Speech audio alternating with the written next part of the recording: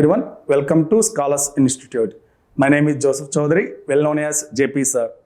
This is my 19th year career experience in teaching. నేను both arithmetic and pure maths teach చేస్తాను. 2 తెలుగు రాష్ట్రాల్లోని ప్రముఖ coaching సెంటర్స్లో మరి ఆల్ కాంపిటేటివ్ ఎగ్జామ్స్కి SSC, RRB, SI constable, DSC, SGT, school assistant ఇలా అన్ని రకాల కాంపిటేటివ్ ఎగ్జామ్స్కి గత 19 సంవత్సరాల నుంచి కూడా బోధిస్తున్నాను. ప్రస్తుత పరిస్థితుల్లో కోవిడ్-19 మహమ్మారి వలన విద్యార్థులకు మొత్తం కూడా ఇంటికే పరిమితమై ఉన్నారు. మరి వాళ్ళకి జరుగుతున్నటువంటి అపార నష్టాన్ని దృష్టిలో ఉంచుకొని స్కాలర్స్ ఇన్స్టిట్యూట్ ఫౌండర్ మరియు డైరెక్టర్ అయినటువంటి టి ఇమానుయల్ సార్ విద్యార్థుల యొక్క విన్నపం మేరకు వారి భవిష్యత్తును దృష్టిలో పెట్టుకొని మరి గత 7 సంవత్సరాలుగా మనము ఇన్స్టిట్యూట్ ద్వారా కొన్ని వేల మంది విద్యార్థులకు గవర్నమెంట్ ఉద్యోగాలు కళ సాకారం చేయడంలో తోడ్పాటు అందించున్నాం. కాబట్టి వాళ్ళ యొక్క విన్నపం మేరకు ఈ కోవిడ్-19 మహమ్మారి సందర్భంలో ఆన్లైన్ క్లాసెస్ని మొట్టమొదటిగా ప్రారంభిస్తున్నాం. ఈ ఆన్లైన్ క్లాసెస్ వల్ల మీకు ఇప్పటివరకు జరిగినటువంటి నష్టాన్ని కవర్ చేసుకొని సబ్జెక్ట్లో మరలా లేగాన్ లేకుండా చక్కగా ఇంటి దగ్గర నుంచే అన్ని పాఠాలు విని మరలా మీరు ఉత్తేజం పొందడానికి సహాయపడుతుందని అనుకుంటున్నాం. మరి పేద విద్యార్థులను కూడా దృష్టిలో ఉంచుకొని, ఎందుకంటే ఇప్పుడు అందరూ కూడా ఆర్థిక ఇబ్బందులు ఎదుర్కొంటున్నారు కాబట్టి వారిని కూడా దృష్టిలో పెట్టుకొని ఉచితంగా ఫ్రీగా ఆన్లైన్ సర్వీసెస్ని అందించడం జరుగుతుంది. ఈ యొక్క చక్కటి అవకాశాన్ని మీరు ఉపయోగించుకొని స్కాలర్స్ ఇన్స్టిట్యూట్ వారు అందిస్తున్నటువంటి సర్వీసెస్ని, టీచింగ్ ప్రోగ్రామ్స్ని ఉపయోగించుకుంటారని విద్యార్థి లోకాన్ని ఆశిస్తున్నాను. మీరు మన స్కాలర్స్ యాప్ని ప్లేస్టోర్ నుంచి డౌన్లోడ్ చేసుకోండి. యూట్యూబ్లో కూడా స్కాలర్స్ని మీరు సబ్స్క్రైబ్ చేసుకొని తద్వారా మనం ఇచ్చేటువంటి కోర్సెస్ని, దాని యొక్క బెనిఫిట్స్ని, వివిధ రకాల ప్రోగ్రామ్స్ని పొందగలని ఆశిస్తున్నాను. రైట్, మనం అర్థమెటిక్ తీసుకున్నట్లయితే ప్రతి పోటీ పరీక్షలో కూడా చాలా ప్రాముఖ్యమైనటువంటి రోల్ ప్లే చేస్తుంది. ఒక జాబ్ డిసైడింగ్ ఫ్యాక్టర్ ఏంటంటే స్టూడెంట్ ఎంతవరకు అర్థమెటిక్ చేయగలుగుతున్నాడు అనే దాని మీద ఆధారపడి ఉంది. సో అందులో మనకి దాదాపుగా 15 చాప్టర్లు ఉన్నాయండి. సో అవన్నీ కూడా మనం ఒక క్లాస్ రూమ్లో మళ్ళీ ప్రోగ్రామ్ వైజ్గా, దట్ మీన్స్ బ్యాంకింగ్ ఎగ్జామ్ అయితే దాని ఇంపార్టెన్స్ ఏంటి, కొన్ని టాపిక్స్ ఎక్స్ట్రా ఉంటాయి, క్వాడ్రాటిక్ ఇన్ఈక్వేషన్స్ అనేటువంటి చాప్టర్స్గా ఇలాంటివి. కొన్ని ఎగ్జామ్స్కి మనకు అవసరం లేదు. మన state level exams SI constable తీసుకుంటే వాటితో పని లేదు. ఇలా మనం మళ్ళీ ఎగ్జామ్ వైజ్గా సిలబస్ ఎలా ఉంటుంది, టాపిక్స్ ఏముంటాయి, వేటికి డిఫరెన్స్ ఉంటుంది అనేది కూడా చూద్దాం. ఓవరాల్గా తీసుకున్నట్లయితే కొన్ని చాప్టర్స్ అన్ని కాంపిటేటివ్ ఎగ్జామ్స్ కూడా ఉన్నాయి. రైట్, సో పర్సంటేజెస్, శాతాలు కానివ్వండి, దాని మీద అనుబంధంగా లాభ నష్టాలు, profit and loss, simple and compound interest, బారు వడ్డీ మరియు చక్ర వడ్డీ, నిష్పత్తి, అనుపాతము, రేషియో అండ్ ప్రపోర్షన్, యావరేజెస్, సగటు, ఏజెస్, వయస్సుల మీద సమస్యలు, నెక్స్ట్ టైమ్ అండ్ వర్క్, కాలము పని, టైమ్ అండ్ డిస్టెన్స్, కాలము దూరము, నెక్స్ట్ బోట్స్ అండ్ స్ట్రీమ్స్, పడవలు, ప్రవాహాలు, ట్రైన్స్, రైళ్ళు, అదేవిధంగా ఎల్సిఎం అండ్ హెచ్సిఎఫ్, కసాగు, గసాబా, ఏరియాస్ అండ్ వాల్యూమ్స్, వైశాల్యము, ఘన పరిమాణము, డేటా ఇంటర్ప్రిటేషన్, దత్తాంశ విశ్లేషణ, డేటా సఫిషియన్సీ, ఇలాంటి చాప్టర్స్ అన్నీ కూడా కామన్గా అన్ని ఎగ్జామ్స్ కూడా మనకున్నాయి. సో మొట్టమొదటిగా అర్థమెటిక్ మనం తీసుకుంటే హార్ట్ ఆఫ్ ద సబ్జెక్ట్ అని చెప్పాలంటే పర్సంటేజెస్, శాతాలు. మన నిజ జీవితంలో ఏ సందర్భంలో అయినా అది ఒక వ్యక్తి కావచ్చు, లేదా కంపెనీ కావచ్చు, ప్రభుత్వం కావచ్చు, ఎవరైనా కూడా సులభంగా అర్థం చేసుకోవడానికి మనము అంకెలు, సంఖ్యల కంటే కూడా శాతాల మీద ఆధారపడి ఉంటాం. ఉదాహరణకు కోవిడ్-19 వల్ల మరణాల రేటు 2.75% మనం చెప్తున్నాం. అంటే ఇక్కడ మనము శాతాల ద్వారా రిప్రజెంట్ చేస్తున్నాం. రైట్, వాళ్ళ ఒక న్యూస్ పేపర్ మనం చూస్తున్నట్లయితే విజయవాడలో 40% మంది ప్రజలకు కరోనా సోకి మరలా తగ్గిపోయిందని చెప్పి ఇవ్వటం జరిగింది. ఇలా మనము అంకెల కంటే కూడా సులభంగా అర్థం చేసుకోవడం కోసం విద్యార్థి లోకానికి తెలుసు, మనం ఒక అప్లికేషన్ ఫిల్ చేయాలంటే మన యొక్క మార్కుల యొక్క శాతాన్ని పొందుపరచాలి, పర్సంటేజ్ ఆఫ్ మార్క్స్ అని అంటారు. లేదా ఒక కంపెనీ చెప్తున్నారు లాస్ట్ ఇయర్ కానీ లాస్ట్ క్వార్టర్ అంటాం, త్రైమాసికం అంటాం, వారికి వచ్చిన లాభాలను, ఇవన్నీ కూడా మనకి, లేదా అంబానీ యొక్క ఆదాయం ఎంత పర్సంటేజ్ పెరిగింది శాతాల్లో మనం చెప్పడం జరుగుతుంది. అందుకని ఇది ఒక చాప్టర్ అనే కన్నా కూడా అర్థమెటిక్ మొత్తానికి కూడా హార్ట్ లాంటి చాప్టర్గా మనం హార్ట్ లాంటి దీన్ని భావించవచ్చు. సో ఇవాళ జస్ట్ దాని మీద బేసిక్ పాయింట్స్ ఏంటి, దాని మీద కొన్ని ప్రాబ్లమ్స్ మనం చూద్దాం. కంప్లీట్ డీటెయిల్డ్ ఎక్స్ప్లెనేషన్, దాదాపుగా 100 బిట్లు మీకు ప్రతి చాప్టర్ కూడా ఇవ్వటం జరుగుతుంది. ఇదంతా కూడా మీరు ఛానల్ సబ్స్క్రైబ్ చేసుకొని యాప్ డౌన్లోడ్ చేసుకుంటే అందులో మీకు ఫ్రీగా ఇవ్వబడతాయి. వాటిలో మీరు అన్నీ కూడా ఉపయోగించుకోవచ్చు. మనం ఇక్కడ సినాప్సిస్, దాని యొక్క బేసిక్ పాయింట్స్, దాని మీద కొన్ని మనకు టఫ్ లెవెల్ ప్రాబ్లమ్స్ జనరల్గా మనం చూడనటువంటి ప్రాబ్లమ్స్ కొన్ని ఇక్కడ మనము డిస్కస్ చేద్దాం. వెరీ ఇంపార్టెంట్ లేదా కొంచెము టఫ్ లెవెల్ ప్రాబ్లమ్స్ అనేవి కొన్ని మనము ఈ సెషన్లో డిస్కస్ చేద్దాం. పర్సంటేజ్ అనగా ఏమవుతుంది? పర్సంటేజ్ అనేది దేనికి చూపించడం జరుగుతుంది? పర్సెంట్ అంటే శాతము, పర్సెంట్ అనగా శాతం. 100కు ఎంత అని చెప్పడం. మనం వేగం చెప్తాము, గంటకు ఎంత దూరం అయితే పోతామో దాన్ని వేగంగా పరిగణిస్తాం. పర్సెంట్ అనగా 100కు ఎంత అని చెప్తే దాన్ని పర్సెంట్ అని అంటాం. పర్సెంట్ యొక్క సింబల్ ఏంటి? ఇది కూడా మనం చూడొచ్చు. పర్సెంట్ యొక్క సింబల్ని మనము దీనితో చూపిస్తాము. పర్సెంట్లోకి మార్చమంటున్నారా, ఇచ్చిన పర్సంటేజ్ విలువ కనుక్కోమంటున్నారా అనేటువంటివి ప్రాథమిక విలువలు. ఉదాహరణకు 2000లో 20% ఎంత? 20% అంటే దానికి ఇంక అంతకుమించి గుర్తింపు ఏమీ లేదు. దేనిలో 20%? 2000లో 20% యొక్క విలువ ఎంత? ఎప్పుడైతే మనం శాతం విలువ కనుక్కోవాలి, శాతం గుర్తుని తీసివేయాలో 100తో భాగించండి. శాతంలోకి మార్చాలనుకోండి, 100ని కలపాలంటే 100ని గుణించాలి. ఈ విధంగా క్యాలిక్యులేషన్ చేసుకున్న తర్వాత ఈజ్ ఈక్వల్ టు ఎంత? 400. శాతంలో నుంచి భిన్నాల్లోకి మార్చుకోవడం, భిన్నాల్లో నుంచి శాతంలోకి మార్చుకోవటం అనేది వెరీ ఇంపార్టెంట్. దాని మీద చూద్దాం. A is what percent of B? జనరల్గా మనకి ఈ టాపిక్ బేసిక్స్లో చెప్పేటువంటి పాయింట్, రైట్? డేటా సఫిషియన్సీలో కావచ్చు, ఇంటర్ప్రిటేషన్లో కావచ్చు, కామన్గా చూసే మూడు. A is what percent of B? A విలువ బిలో దేనిలో పోల్చమన్నారండి? బిలో పోల్చమంటున్నారు. దేనితో పోల్చాలో అది హారము, డినామినేటర్. దేనిని మనం పోల్చాలో, ఏది కంపేర్ చేయాలో అది న్యూమరేటర్. దేనిలోకి? శాతంలోకి మార్చమంటున్నారు. ఇప్పుడే చెప్పాము, శాతంలోకి మార్చుకోవాలంటే 100 గుణించాలి. A/B అని ప్రాక్టీస్ చేయకూడదు. మొట్టమొదటిగా నేర్చుకుంటున్న వాళ్ళు దేనితో పోల్చాలో అది హారము, ఇంగ్లీష్లో మనం ఆఫ్ అంటాం, right? Is by of into 100 అని మనం చెప్తాము. కొన్ని సందర్భాలు ఇన్ అని కూడా ఇస్తారు. ఇప్పుడు ఆఫ్ బదులు ఇన్ అవుతుంది. కాలంతో పోల్చినప్పుడు మనకి ఇన్ అని కూడా చాలా అతి తక్కువ మెటీరియల్స్లో ఎక్కడన్నా బిట్ మనం చూస్తాము. ఏ విలువ బిలో ఎంత శాతం అన్నా బి విలువలో బిలో పోల్చమన్నాడు. దేన్ని? ఏ విలువని A/B ఇంటూ 100గా మనం చూపిస్తాము. నెక్స్ట్, పర్సంటేజెస్ ఫ్రాక్షన్స్లో, ఫ్రాక్షన్స్ని పర్సంటేజ్లో కంపల్సరిగా 1/15 వరకు మనకు నోటెడ్ అయి ఉండాలి. మిగిలినవి ఏమన్నా ఉంటే మనం నేర్చుకుంటాము. వీటి వరకు ముందు తరోగా ఉండాలి, రైట్? ఏ విధంగా మనము భిన్నాలను శాతాలు చెప్తున్నాం. భిన్నాలు వాటి యొక్క స్వరూప శాతాలు.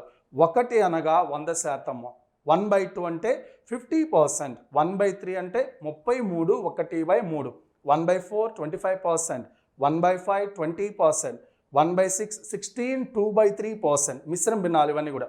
1/7 14 2/7%, 1/8 16 2/3%, 1/9 11 1/9%, 1/10 10%, 1/11 9 1/11%, 1/12 8 1/3%, 1/13 7 9/13%, 1/14 7 1/7%, 1/15 6 2/3%. ఎక్కడైతే మనకి ఇలాంటి అవసరం ఉందో వాడు ప్రాబ్లంలో ఎక్కడన్నా సరే 7 1/7% కనుక్కోమన్నాడు. మనం 7 1/% మార్చకుండా సింపుల్గా ఏం రాస్తే సరిపోద్ది? 1/14. ఎక్కడన్నా ప్రాబ్లంలో అడుగుతున్నాడు 1500లో 1500లో 6 2/3% ఎంత? ఇప్పుడే మనం చెప్పాం 6 2/3% ఈజ్ నథింగ్ బట్ 1/15. 6 2/3% అంటే 6 2/3% అంటే 1/15. దేర్ఫోర్ 1/15 ఆఫ్ వాల్యూ రాయొచ్చు. 15 క్యాన్సిల్. What is answer? 100. ఇలా క్యాలిక్యులేషన్స్లో మనము వీటిని మిశ్రమ భిన్నాలు మార్చే బదులుగా ఈక్వలెంట్గా ఈ విధంగా ప్రాక్టీస్ చేయాలి. ఇంకా కొన్ని ఫండమెంటల్ వాల్యూస్ ఉన్నాయి. 25% అంటే 1/4, 75% అంటే 3/4, 40% అంటే 2/5. ఇలాంటి వాల్యూస్ అన్నీ కూడా మనం లిస్ట్ అవుట్ చేద్దాం. నెక్స్ట్, బేసిక్ పాయింట్స్గా ఇందులో మనం చూసినట్లయితే పర్సంటేజ్ ఇంక్రీజ్, పర్సంటేజ్ డిక్రీజ్. దత్తాంశ విశ్లేషణలో మనం తరచుగా చూసేటువంటి మోడల్స్ ఇవి. డేటా ఇంటర్ప్రిటేషన్లో దత్తాంశ విశ్లేషణ. Percentage increase, percentage decrease. పెరుగుదల శాతం ఎంత, తగ్గుదల శాతం ఎంత? ఒక విద్యార్థికి ఫస్ట్ సెమిస్టర్లో మార్కులు ఎంత వచ్చినాయి, సెకండ్ సెమిస్టర్లో మార్కులు ఎంత వచ్చినాయి ఇచ్చినట్లయితే ఎంత శాతం పెరిగిందో మనం చెప్తున్నాం. లేదు ఒక ఉద్యోగ జీతము పోయిన సంవత్సరం 32,000, ఈ సంవత్సరం 35,000, జీతంలో పెరుగుదల శాతము ఎంత, ఒక గ్రామ జనాభా కావచ్చు, ఇలా అవన్నీ కూడా పర్సంటేజ్ ఇంక్రీజ్, పర్సంటేజ్ డిక్రీజ్, పెరుగుదల లేదా తగ్గుదల శాతం. భేదము బై దత్త విలువ, మొదటి విలువ, ఇచ్చిన విలువ ఇంటూ 100, శాతంలోకి మనం మార్చుకోవాలి కాబట్టి ఇంటూ 100.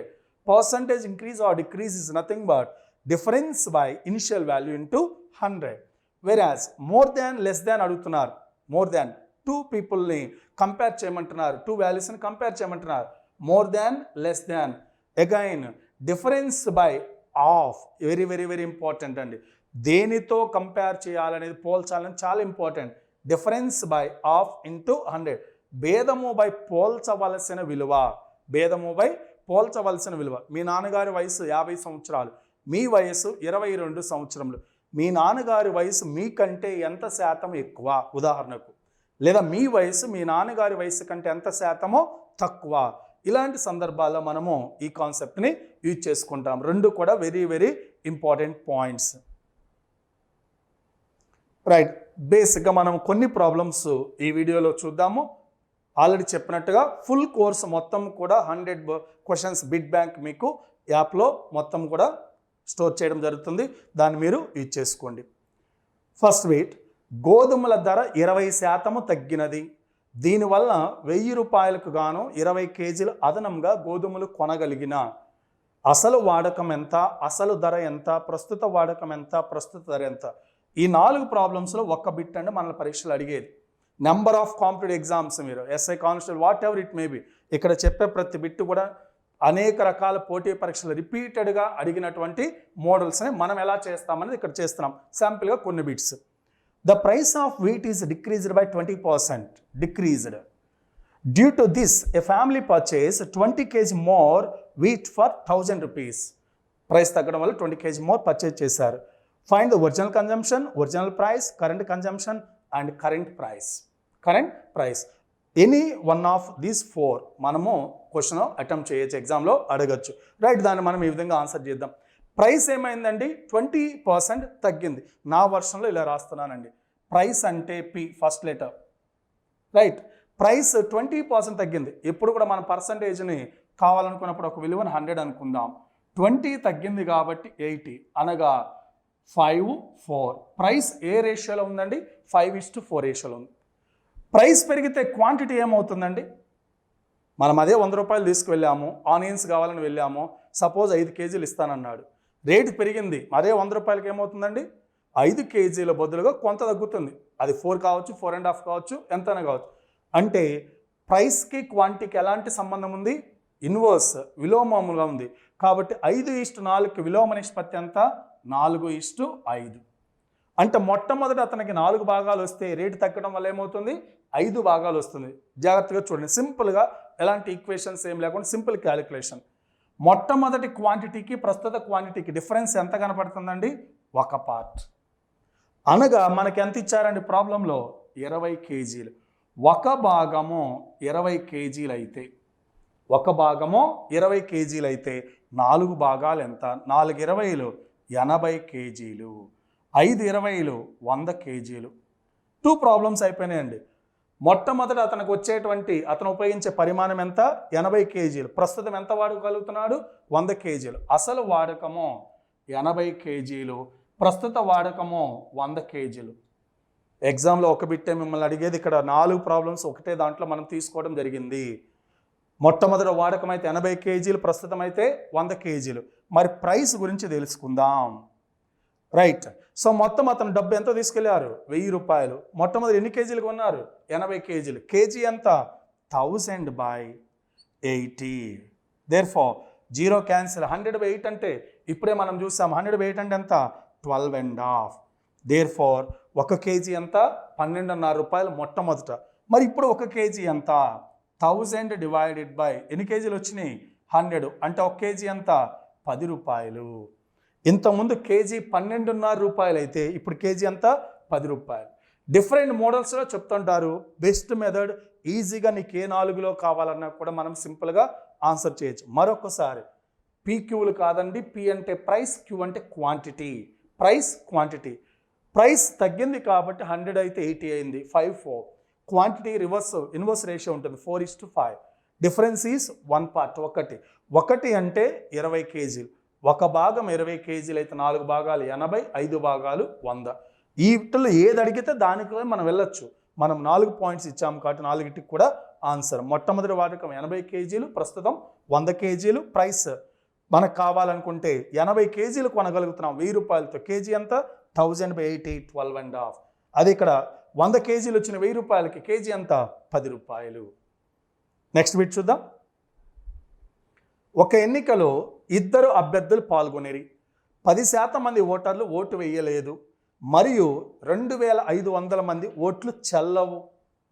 గెలిచిన వ్యక్తి చెల్లిన ఓట్లలో దాదాపుగా 10 డిఫరెంట్ లెవెల్ ప్రాబ్లమ్స్ మనము కంటెంట్లో ఇవ్వటం జరిగింది. మీరు అందులో చూడొచ్చు. ఇక్కడ ఒక మోడల్ బిట్ తీసుకురామండి. ఎలక్షన్కి సంబంధించిన ప్రాబ్లం ది టఫెస్ట్ లెవెల్ వరకు కూడా మీకు కంటెంట్లో ఇవ్వడం జరిగింది. గెలిచిన వ్యక్తి చెల్లిన ఓట్లలో 55% ఓట్లు పొంది 2000 ఓట్ల తేడాతో గెలుపొందాను. ఆయన ఓటర్ల లిస్టులోని ఓట్లు ఎన్ని? In an election 2 candidates participated, 10% voters did not vote, 2500 votes are declared invalid. The winner got 55% of the valid votes and win by 2000 votes. Find the number of votes in the voters list. మొత్తం voter లిస్ట్లో ఓట్లు ఎన్నో మనం find out చేయాలి. Right, ఈ విధంగా తీసుకుందాం. Voters లిస్ట్లో ఉన్నటువంటి ఓట్స్ 100% అనుకున్నాం. జాగ్రత్తగా చూడండి. ఫస్ట్ 10% ఓటర్స్ ఓటు వేయలేదు. ఇదిగోండి 10% ఓటు వేయలేదు. నెక్స్ట్ 2500 మంది ఓట్లు చెల్లవు. 2500 మంది ఓట్లు చెల్లవు. గెలిచిన వ్యక్తి చెల్లిన ఓట్లలో జాగ్రత్తగా చెప్పండి, చెల్లిన ఓట్లు ఎన్ని? వ్యాలిడ్ ఓట్స్ ఎన్ని? వ్యాలిడ్ ఓట్స్ ఎన్ని అంటే 100లోంచి 10% తీసేస్తే 90%, 90% ఇది కూడా తీసేయాలి కదా. So 90% minus 2500. కన్ఫ్యూజ్ అవ్వద్దు, ఇదేమో పర్సంటేజ్, ఇదేమో వాల్యూ. కాబట్టి 90% మైనస్ 2500. ఇక్కడే లాజిక్ ఉంది. ఎక్స్లు ఇలాంటివి కూడా లేకుండా ఎలా సింపుల్గా చేయబోతున్నాం. గెలిచిన అభ్యర్థికి ఎంత ఓట్లు వచ్చినాయండి? 55%. అంటే ఓడిన అభ్యర్థికి ఎంత అండి? 45%.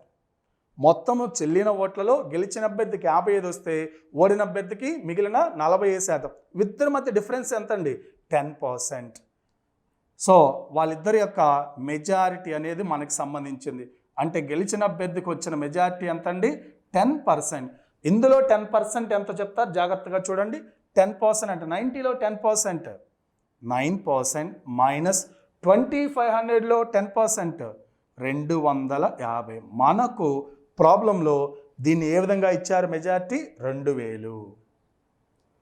Therefore 9% is equal to 2250. జాగ్రత్తగా చూడండి. 9 ఎన్ని టైమ్స్ పోతుంది?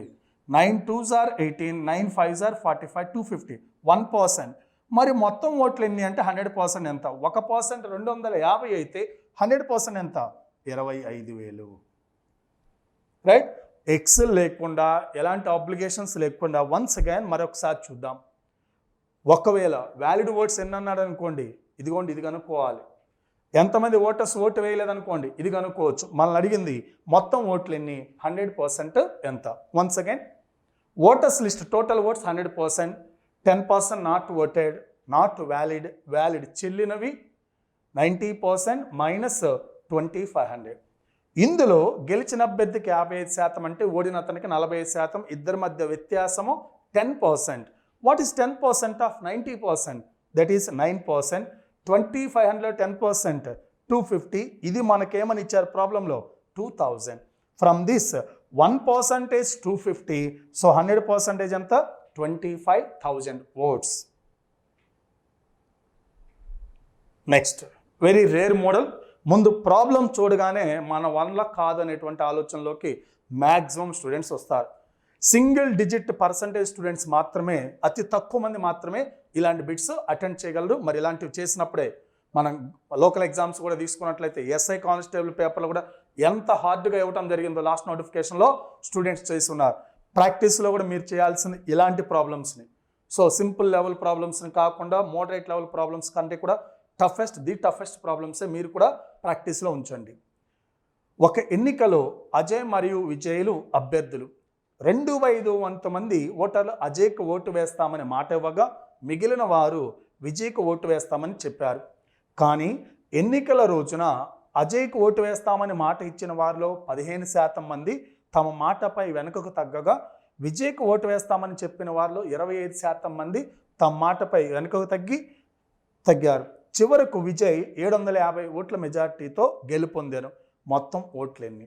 ఒక సింపుల్ సిచ్యుయేషన్ మనం ఇక్కడ ఇవ్వటం జరిగింది. ఫస్ట్ ఆఫ్ ఆల్ కంటెస్టెంట్స్ మనం క్యాన్వాసింగ్ పోయినప్పుడు చాలామంది ఓటు వేస్తామని చెప్తారు. But on the election day వచ్చేటప్పటికి వాళ్ళ ఒపీనియన్ కొంతమంది మార్చుకునే వాళ్ళు కూడా ఉంటారు. ఇలాంటి అప్లికేషన్ మీద మనం ఒక బిట్ ఇక్కడ చూస్తున్నాం. In an election Ajay and Vijay participated 2/5 of the voters promise to vote for Ajay. So ఇక్కడ మనకు అజయ్కి ఎంతమంది ఓటు వేస్తామని అన్నారండి? 2/5. ఎప్పుడైతే మనకి ఇక్కడ భిన్నం ఉందో బెటర్గా మొత్తం ఓట్లు ఏమనుకుంటున్నామంటే ఇక్కడ 5 పార్ట్స్ ఉన్నాయి కాబట్టి 500 అనుకున్నాను.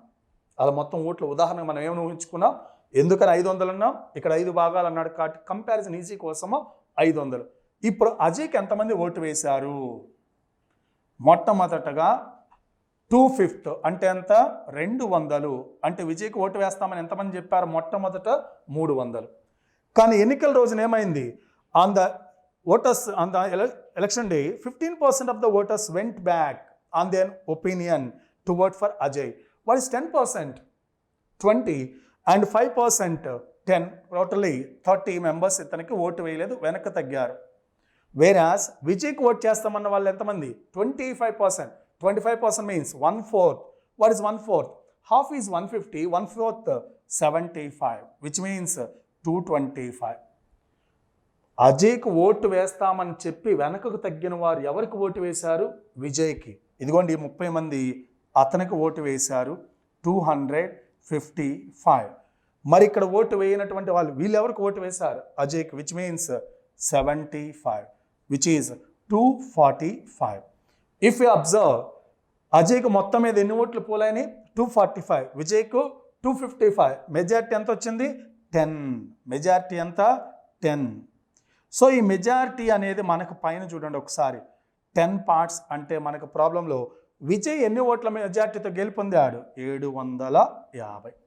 మనకు కావాల్సింది మొత్తం ఓట్లు ఎన్ని అంటే, మొత్తం ఓట్లు అంటే 100% అని జనరల్గా ఎక్కువ ప్రాబ్లమ్స్లో మనం అనుకుంటాం. కానీ ఈ ప్రాబ్లంలో టోటల్ ఓట్స్ ఏంటండి? 500 ఎంత? దేర్ ఫోర్ 1 part 75 కాబట్టి 575s are 375,000. సో మొత్తం ఓట్లన్నీ 37,500 మంది. వన్స్ అగైన్ టోటల్ ఓట్స్ 500 అనుకోండి. అజయ్కి 2/5 అంటే 200, విజయ్కి 300. ఇందులో ఇతను ఓటు వేస్తామన్న వాళ్ళు 15% వెనక్కి వెళ్ళారు, మాట మార్చుకున్నారు కాబట్టి 30 ఓట్స్ ఇతనికి పోల్ అవ్వాలి, తీసేసాం. ఇతను దాంట్లో 25% 70 తీసేసాం. ఇదిగోండి 170, 225. ఒపీనియన్ మార్చుకున్న వాళ్ళు ఎవరికి? ఇతనికి. ఇక్కడ మార్చుకున్న వాళ్ళు అక్కడ. Therefore total difference 10 points అంటే 750 ఓట్లు. 10 పాయింట్స్ 750 అయితే మనకు మొత్తం ఓట్లు ఏమని అనుకున్నాం? 500, 37,500 ఓట్స్. ఎలక్షన్ ప్రాబ్లమ్స్ మీద దాదాపు 10 ప్రాబ్లమ్స్ అండి.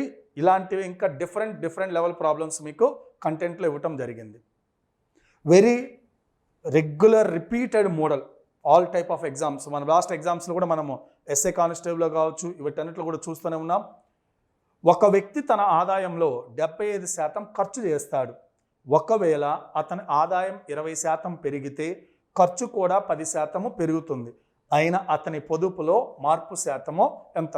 అఫ్ కోర్స్ డిఫరెంట్ అప్రోచెస్లో XYలు తీసుకొని చెప్తుంటారు. ఇనిషియల్గా సబ్జెక్ట్ నేర్చుకోవడం కోసం ఫర్దర్గా మనం ఒక చిన్న ఫార్ములా వాడుకోవచ్చు. లేదా అతని యొక్క ఖర్చు ఎంత అండి? 75%. ఖర్చు 75% అంటే ఫ్రాక్షన్లో రాస్తే 3/4. అంటే దీని అర్థమైంది, అతని ఆదాయము 4 భాగాలు అయితే ఖర్చు ఎంత? 3 భాగాలు. దేర్ఫోర్ ఒకవేళ అతని ఆదాయం 20%, ఒక మోడల్ ఇలా అనుకుందాం, ఆదాయము, ఖర్చు, పొదుపు, ఒక అప్రోచ్ అండి ఇది, రైట్. సో ఇక్కడ 4 అంటే మనం ఈజీ కోసము 400 అందాం. ఖర్చు ఎంత అండి? 300. అంటే పొదుపు ఎంత అండి? 100. 400 300 ఖర్చు చేస్తే 100 రూపాయలు.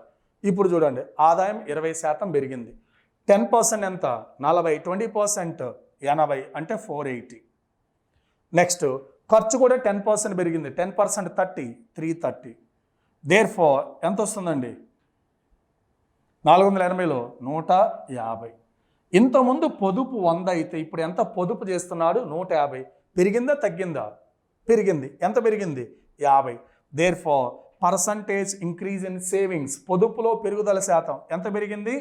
మార్పు మొదటి విలువ ఇంటూ 100. యాక్చువల్లీ రాయాల్సిన అవసరం కూడా లేదు, అందరికీ తెలిసి విలువ డైరెక్ట్గా 50%. దీన్నే మనము ఈ విధంగా కూడా చేయొచ్చు. ఇది ఎలాంటి ఫార్ములా లేకుండా సింపుల్ ద్వారా మనం చేస్తాం. దీన్ని ఇంకొక వేళ ఎలా చేస్తాం? ఎప్పుడైతే మనకి మోడల్ ప్రాబ్లం ఇచ్చాడో ఇచ్చిన మోడల్ దాన్ని బట్టి ఎక్స్పెండిచర్ ఇవ్వచ్చు, కొన్ని సందర్భాలు సేవింగ్స్ మీద కూడా ఉన్నాయండి, rare bits. Right, income expenditure ఇది 100 అనుకుంటే ఎక్స్పెండిచర్ 75 అంటే 4:3.